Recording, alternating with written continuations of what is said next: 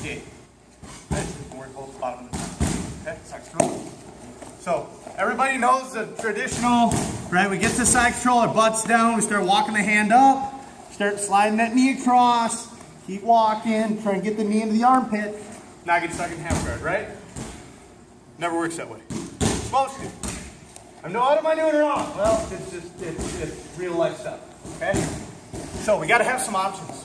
My first and favorite modification to it, works quite a bit for me at least, is instead of walking that arm around, I'm not gonna worry about this far arm because it gives me options when they start using it anyway to attach. So instead, I'm gonna attach that top hand to his shoulder and start putting pressure right there anyway. One, that gives me my shoulder, okay? I can use the shoulder adjusters, but I don't have to use my hands to do it. I can just grab onto the gi, roll it up. And it might not be as painful for him. It's not comfortable. It's not as painful though. All right, but it keeps his head from getting in the way. That allows me to use my other hand to block his hip. Cool? Because especially when you get smaller and more flexible people, they'll get that knee up, and no matter how high I get, there's still no space there. So I can walk all I want, but I can't get inside that hip. Okay?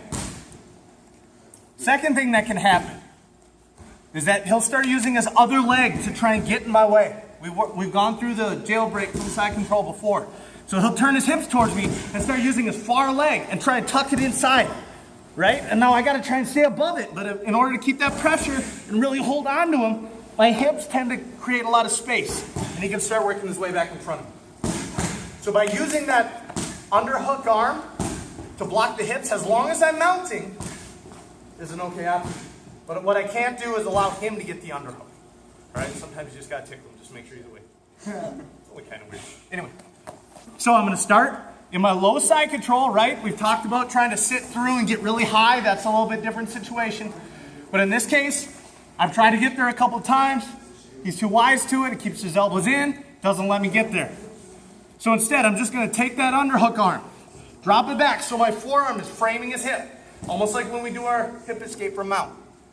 All right, my elbow's on one side, my hand's on the other side. I want to make sure that I don't let that arm go in between his legs, because now I'm in danger of that stupid inverted triangle that people try to do that pisses you off. Right? This is dumb. It's dumb. Sometimes it makes people panic. It really sucks to be stuck there.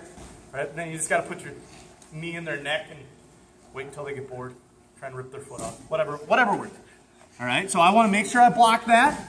I've got a grip here. Even in no gi, I'm just going to grab his armpit right here. To put that pressure on his head, to keep my shoulder against the side of his face, right? Drop the hand back, or the elbow back, and my knee slides in between. So it replaces. Once I'm there, now I can start attacking that far arm, but I can also use my foot to start directing his hips across. Right? And finally, if we're in a point tournament, I can just pop up. So I can get to my knee on belly, and I can get my points. Right? I'm still controlling the hips, my foot's hooked on his hip. I can start attacking stuff, and as soon as that arm starts being used, and it's not in my way, I can come underneath it to slide in him out. My knee is still coming into his armpit. I'm not just driving it across and letting my foot pop up where he can start catching. Right? My knee is always aiming for the back of his shoulder so that my foot never drops below his belt line. Cool? So once again, let's just start from side control. Find a grip, whether it's his gi, whether it's the inside of the shoulder or the armpit. Okay, but whatever it is, I want to make that uncomfortable on his head. If you got some fingernails, claw them in there. There's some good nerves in there. It's pain in the butt. And then my underhook drops to the hip, and I'm pushing away, creating space for my knee to come in between. Last piece, my back foot is going to windshield wiper to his body.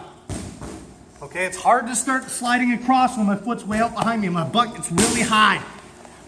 All right, I crush their head, but I'm easy to roll. So I want to, again, try and stay low. Block that armpit, and I windshield wiper that back leg to his body as I start to come across. Then I can catch the elbow, I can grab with the hand, I got all kinds of options. Get into a nice timeout. Questions? What's up?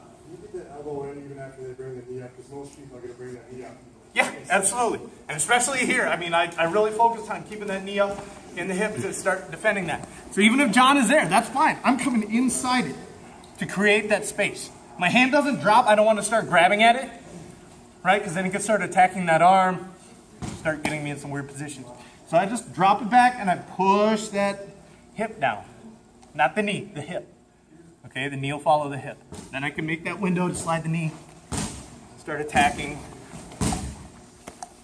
wherever I want to go. Cool? Question. Anything else? 1, 2, 3.